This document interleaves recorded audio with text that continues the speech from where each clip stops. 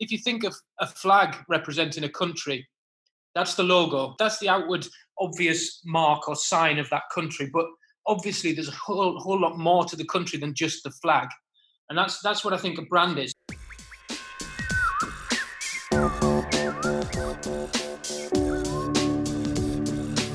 My name is Peter Sumpton, and you're listening to the Marketing Study Lab podcast, the podcast that gives you actionable marketing knowledge, getting you and your marketing in the best possible shape to be the driving force of your business for long-term success. From strategy and tactics to practical application, we've got it all covered. If you'd like to support the show, it'd be fantastic if you could leave a 5-star Apple Podcast review or get in touch. Especially if you have a burning marketing question, I'd love to chat it through with you. Email me, peter@marketingstudylab.co.uk. Or you can find me on LinkedIn. There's a link in the show notes if you can't be bothered searching on LinkedIn. So what are we going to learn, and who's on Marketing Study Lab today?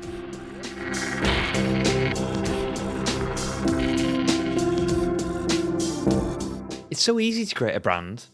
You just design the logo, right? That is the brand.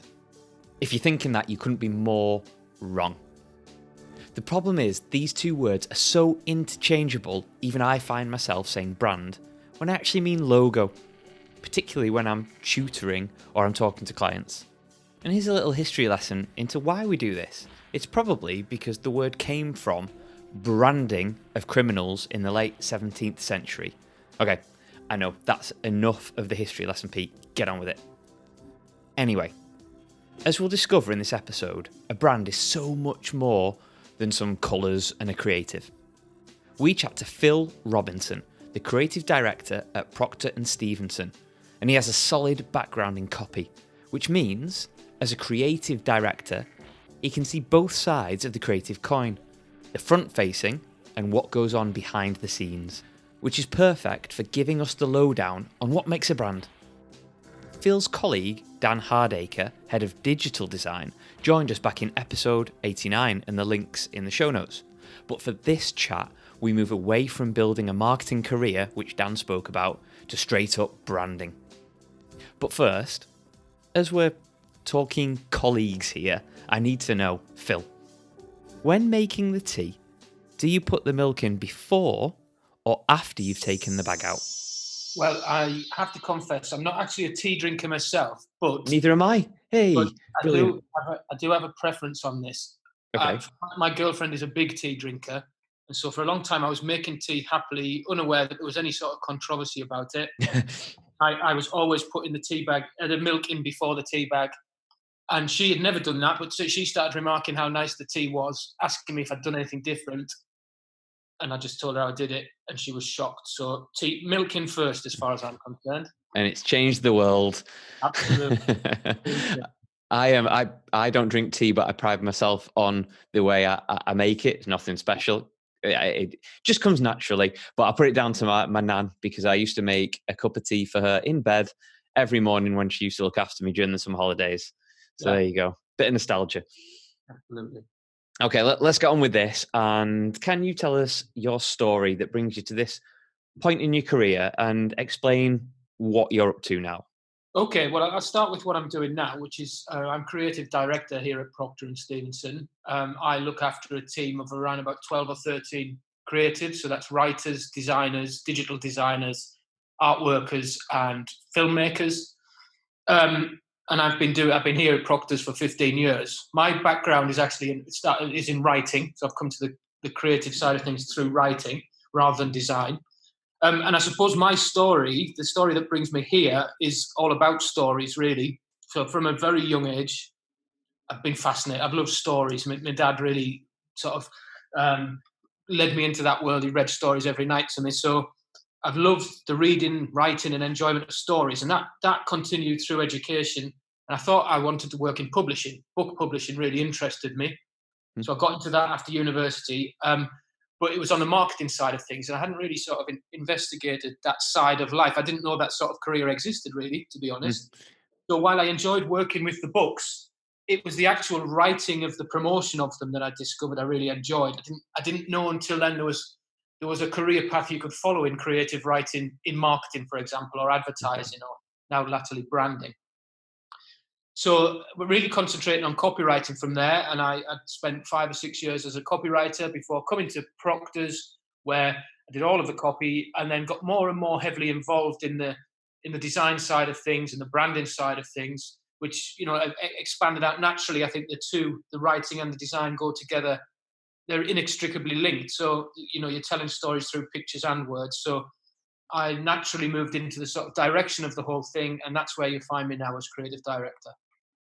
Love it. And I think this is going to be a really interesting conversation, because what we're going to head towards now is talking about brand. And it's great that your background is more copy than it is creative, because the first question that I really want to pose to you is that people can get confused with what a brand actually is, and Yeah. they usually compare it and say it's the logo, and that's the thing. Even I do it when I'm teaching. I'll put up a logo and I'll say this is the brand. Where it's going to be really interesting, because your background isn't in that creative / logo arena.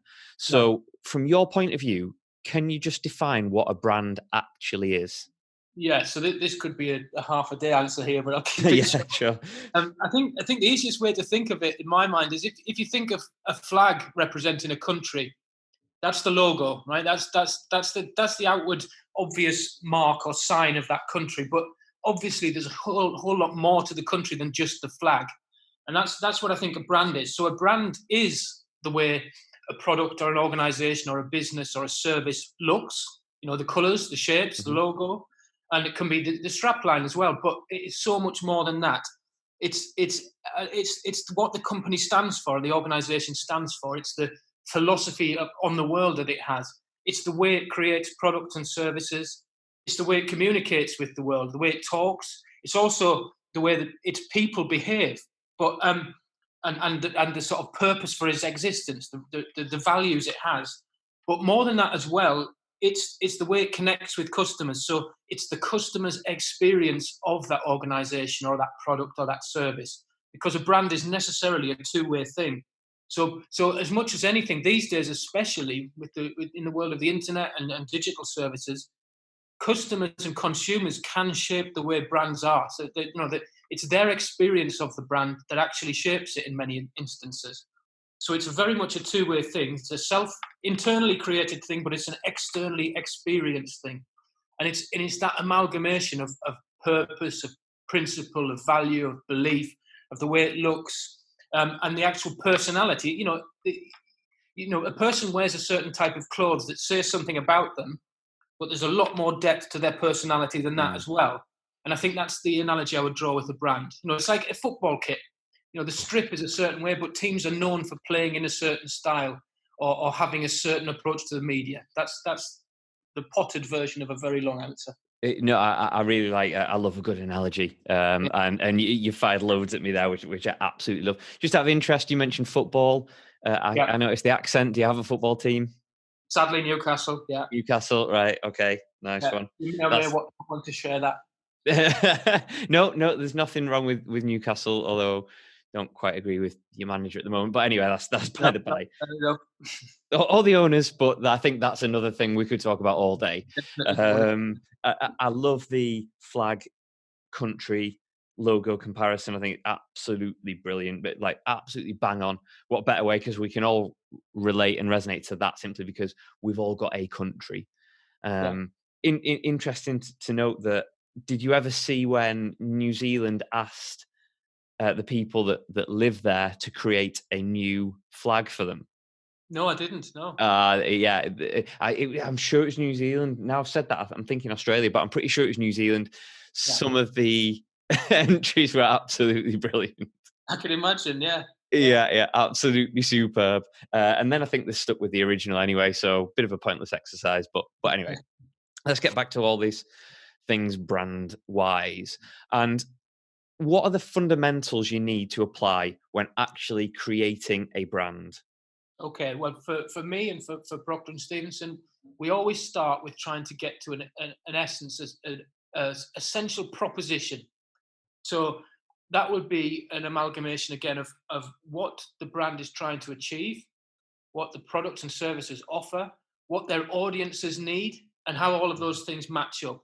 And it's really, we try and boil it down to a sentence. That's the essential building block that we start with.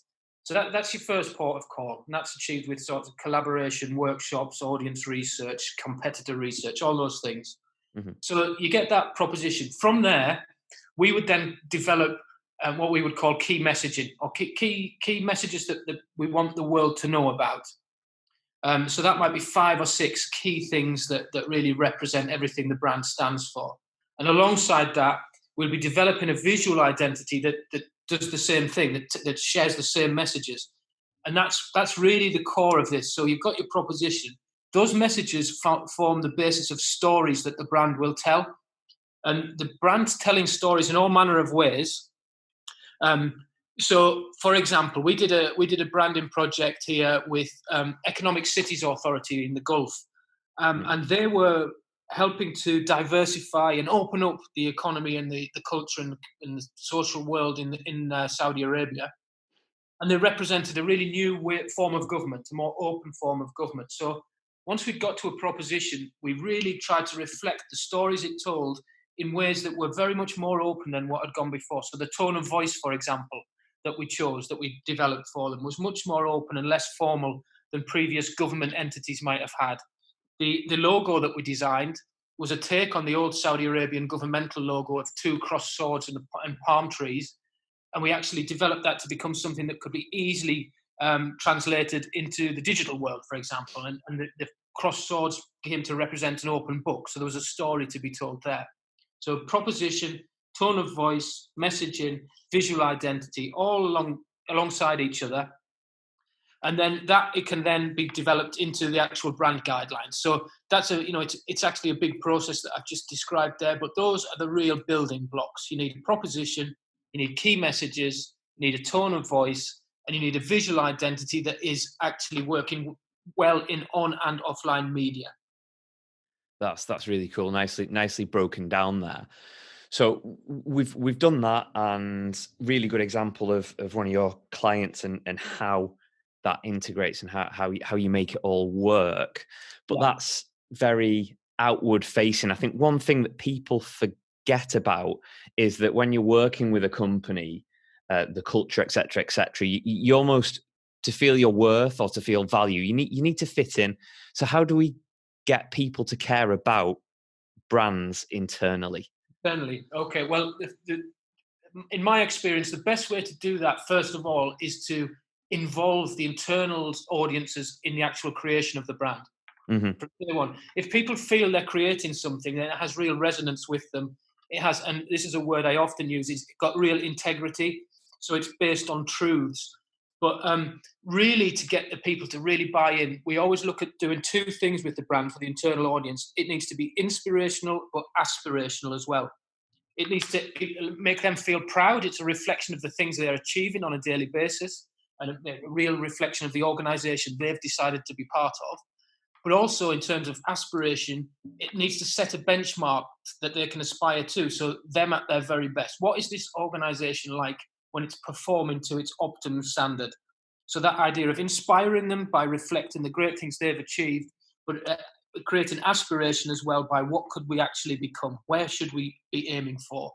And so that's the sort of theory behind it. Get people involved from day one, and then inspire them, give them aspirations. But also in terms of getting buy-in, we always like to try and appoint people brand ambassadors, if you like. So you have smaller ambassadorial roles where people can actually become the champion of the brand and work with their colleagues. So there are little clusters of people who are expert in this, rather than us as an agency just sort of imposing a brand on an organization and saying this is what it is, or even the management of that brand saying this is your new brand. You actually get it to proliferate throughout the organization by having champions in key roles throughout it. So is that what you do in Proctor and Stevenson as well? Yes, absolutely. Yeah. In every brand we work with, and I think also in our own organisation, we're currently, it's your classic agency situation where we're constantly reviewing our brand, and because we're a branding agency, no one's ever quite comfortable with the brand they've got, we can always improve it. But it's not just the creative. It's not just the role of the creative department to do that. We involve the digital guys, the development guys, the guys who do the coding, the client services team, creative, everyone, even the guys in the finance team. We all make sure they all have a say, so that the brand actually reflects the truths of the organisation, and that they can actually become champions for us. It's just part of it's sharing a company ethos, so we all know what we're here to do. We all know the reason we come through the door in the morning. I think that's hugely important, because people have this mindset of they go to work, or they work for somebody, or they're employed by somebody. They go in, they do the job, they go home. And to get the best out of people, and for them to actually care, like you just said, absolutely bang on then. They're coming into work to be part of something, to do something more than as an individual, be part of a team, part of lo and behold, a brand. Yeah. It's a great point, and something that we've been talking about a lot recently. We have another client, Rathbones. They're an investment manager in the city in London, for example, and we've been working with them on a brand purpose exercise. And I know there's been a lot of talk about brand purpose, for better or for worse, recently, and brands sort of appropriating purposes that maybe they're just doing for cynical marketing reasons or commercial reasons. But Rathbones is different in that it was set up by a group of philanthropists. It's a financial institution, but it's all about responsible capitalism and doing the right thing. And so we've worked with them and really tried to get them to sell to the internal audience the idea that, you are making a difference. You're making a positive change by being here, because we are doing the right thing. Every decision, every action we take is made with that sentiment and that philosophy in mind. So that collaboratively becomes a real force for good. And people can really get behind something like that when they know it to be true, they know it's got integrity, and they know it reflects why they walk through the door every morning. It really gives people impetus to work hard. Yeah, I completely agree. And it leads me nicely onto my next question, which, if you've got people that care about the brand internally, then it should resonate externally. But how do we get customers to actually, or prospects to actually care about you as a company? Okay, well, there's two things here. First of all, I think truth is critical in brand development and getting external buy-in to the brand that you're trying to build. You need to be telling stories, really. That's the second part I've just jumped ahead to. But you need to tell stories based on truth. So I'm going to use another example of a client of ours here, Panasonic, global giant IT technology manufacturer. Panasonic was created in, I think, 1916 by a guy who wanted to improve the way people work. So he invented a better light bulb, effectively, and batteries that could last for longer, so that people didn't have to work in the dark anymore. And so the company, Panasonic, was founded on an ethos of improving working lives, improving society, improving the way people worked and lived. And it didn't necessarily matter what they made. So Panasonic now, I think, makes something like 48,000 different products. But the ethos is always the same. We're trying to improve lives. Better life, better world is their brand promise. So that idea of a brand built on a truth, and therefore everything comes from that. As long as that truth, that story that you're telling, resonates with people and has relevance to their life, and is, has a reason for them to care about, then people will start to buy into it. I think people are turned off by brands that suddenly, that phrase woke that everyone's using now. My accent doesn't help me say it, so I rarely use the word. But people see through dishonesty or cynicism very, very quickly. So people buy into truth. But the second part, and I've touched on it already, is you get people to buy into things by telling them really good stories, by having really, really interesting things told in entertaining and emotional, human interest ways. Because if you think of the great stories, you remember emotion about them. You don't necessarily remember every single fine detail. You just remember how things made you feel, or how you reacted to things. And that's what brands need to aspire to. Some great storytelling in terms of words and pictures, and all the digital experiences that go around a brand these days as well. But with the right stories based on integrity and truth, you really can get people to buy into your brand. It's really interesting. You mentioned the emotional tie there, and that emotion word.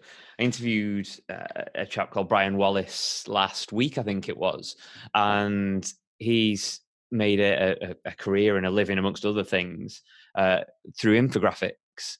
And he says that the data and the info has got to be spot on.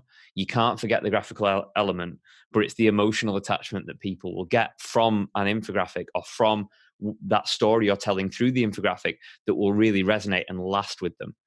Yeah, it's absolutely true. I think there's a phrase I'm going to get wrong here, but it's something like "What the head hears today, the heart remembers tomorrow," or something like that. But it's absolutely the truth that if you can connect emotionally with people, you get far more resonance than if it's just a purely rational Mm, argument that you're making. yeah, completely. So we've talked about getting people on board internally, and then how we get customers or prospects to care about what we're saying and what we're doing in our brand. But for this to have any longevity, we need consistency. So Yeah. what would be your tips for maintaining consistency within a brand? Okay. So first of all, well, consistency obviously is crucial because there's nothing worse than you develop a brand and then bit by bit it's chipped away so that in 6 months' time it's barely recognizable from the thing it was created in the first place and so much hard work had gone into. So in terms of maintaining consistency, well, the first port of call usually, the most practical or obvious is the brand guidelines that we would produce. But Mm, for me, really, brand guidelines, they should be as simple as possible and as flexible as possible because brand guidelines should be just that, a guideline, not a straitjacket. Because as soon as they become overly complex or you're applying such rigid rules, the first thing that people want to do is break free from them. They feel trapped and there's no opportunity for expression, no creative expression. Storytelling becomes hard and you get a very sort of samey brand. So simplicity allows you to put key pillars in place and yet still be creative around them, and I think that's very important. But also, it's back to the idea of having brand champions and having brand ambassadors, people throughout your organization who know what you're trying to achieve, who know what's needed for consistency. And in this world where you can share information digitally, there's all sorts of sharing platforms. From a practical point of view, it's very easy to make your um, and simple yet creative, if you like, guidelines available to everyone. So I think practically guidelines that are simple, easy to understand, but able to be used creatively. Having brand champions and ambassadors in place, and then regular reviews to prevent slippage, because that's the sort of the absolute enemy of brand consistency is ongoing slippage. So you don't realize how far away from the original brand you've gone until you get there. yeah, absolutely. I, I love the fact that brand guidelines was the first port of call. Yeah, absolutely crucial. But again, love the fact that you're talking about not putting it in a straitjacket, because Yeah. it just stifles everything. I went to a talk with Mark Ritson at the end of last year, or God, it could have even been the summer. I can't even remember. It goes by that quick, doesn't it? Yeah. And part of it, he was saying that what really forward-thinking brands are doing now is that they break down their actual logo, if you like, the color, the font type, or whatever. And as long as you're utilizing those, say, 4 key elements that make up your logo visually, then Yeah. you can have some fun with them and play with them, because you will still maintain that brand and everyone will recognize it. And I really liked that idea. That I think KFC did it well. They did like a kind of a Chippendale stripper sort of thing, but everyone had white hair and a mustache and the glasses. Yeah. Obviously resonates with the Colonel. And then Snickers did it very well, and they took various components of their own logo and used it throughout all their branding, but they never showed the whole logo, I don't think, which is really No, cool. it's interesting because this is something we've been talking about quite a lot recently as well.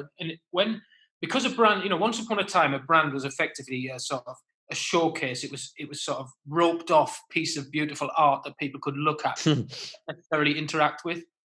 Whereas now, brands are more often than not encountered in digital environments.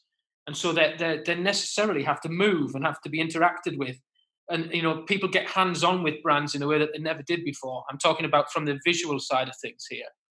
So with the logo, for example, it's no good anymore just to have a lockdown logo. It never moves. This is the exclusion zone. Don't ever dare come near it with a barge pole. Because, things animate and they move, they're fluid, and they appear in different platforms on social media. There's much more democracy around a brand than there ever was now. So it's crucial that people consider how those things will impact on their fixed logo. And you need to think about how a logo, for example, or a color palette works when it's moving, when it's animated, when it's in film, when it's in illustration, when it's in infographic, as you just said, or whether it's in a physical environment. Because now you've got to think about, AR and VR and all sorts of things. And these are all things that impact on the way your brand is perceived and experienced. So you need to be ready for that flexibility that you've just talked about. Cool. So speaking of being ready, are you ready for some quick fire questions? Yeah, go for it, yeah. See how seamless that was. It's amazing, this. Ready before. What's that source of info you can't live without? Okay, well, I would say now, because I'm a cool 40-year-old, 40-something, WhatsApp for me has become a real vital source of information. I'm a member of various groups on there through events and things that I've been to. So groups on branding, on creativity, on AI, for example. And there's some really cool people in those groups. And if I'm looking for the latest information or thinking, that's probably where I'll start looking. That's cool. What was the last thing you Googled? Well, this is a guilty pleasure. I just saw that question now, and it's suitable for public consumption. It was just a report on the Tyson Fury Deontay Wilder fight on Saturday night, because boxing is my guilty pleasure. Oh, cool. I'm really, Tyson Fury really interests me. He's such a complex fellow. It's dead interesting. It is, yeah. If you could tell your 10-year-old self one thing, what would it be? It would just be I would say, have fun, explore, be adventurous, keep your eyes open, read, listen, meet people. The world is probably as scary as you think it is when you're 10, but it's also fascinating. Yeah, too true. So being your background is in copy, do you spot spelling mistakes on menus? Not only do I spot spelling mistakes on menus, I take photos of them and send them to a WhatsApp group I'm a member of. Yes, I love it. Absolutely love it. That's a great way to finish this chat. But most crucial question, if people want to find you, what you're all about, or what Proctor and Stevenson are all about, where should they go? Well, our Proctor's website is proctors, proctors.co.uk, or you can our social platforms, Instagram, LinkedIn, Facebook, or myself on LinkedIn as well. I am on Facebook and Twitter and Instagram. Twitter as well, sorry, Proctors is on. So yeah, any of those places, the usuals, I would say. We're pretty active, especially in Instagram these days. Cool. So yeah, that's where you can find us. Excellent. All the regulars, all the usuals, join in. Phil, it's been an absolute pleasure talking to you today. Thank you so much for your time. Thanks for your time as well. Thank you.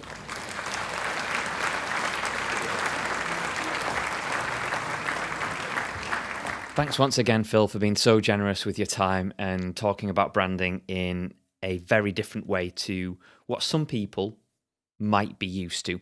Which brings us on to the part of the show where I talk about my takeaways from that chat with Phil. And the first one is that, as you know, I love a good analogy. And Phil's representation of a logo being like a country's flag and the brand being everything that's within the country's makeup is brilliant. Think of any country and you get images and thoughts about what the country is made up of, weather, people, cities, activities, culture, etc., etc. That's the brand. So what's your activities? Who are your people? What weather is conjured up when people think about your company and your organisation? Is it thunderstorms or is it sunshine? Mine's a bit of both, I think. Anyway, on to how to create a brand. We need to try and focus on the 4 key areas that Phil mentioned, which are 1, the brand's proposition, 2, the brand's tone of voice, 3, what are its key messages, and 4, its visual identity. And look, we didn't even touch the creative until point number 4. Amazing. Who'd have thought? And finally, to create consistency within a brand, Phil says you need these 3 things. Number 1, brand guidelines. And this is to create consistency, not to provide a straight jacket on your logo. 2, create brand champions and ambassadors. Build a culture around it. And 3, regular reviews, as your brand should be as malleable as the ever-changing market it lives to serve.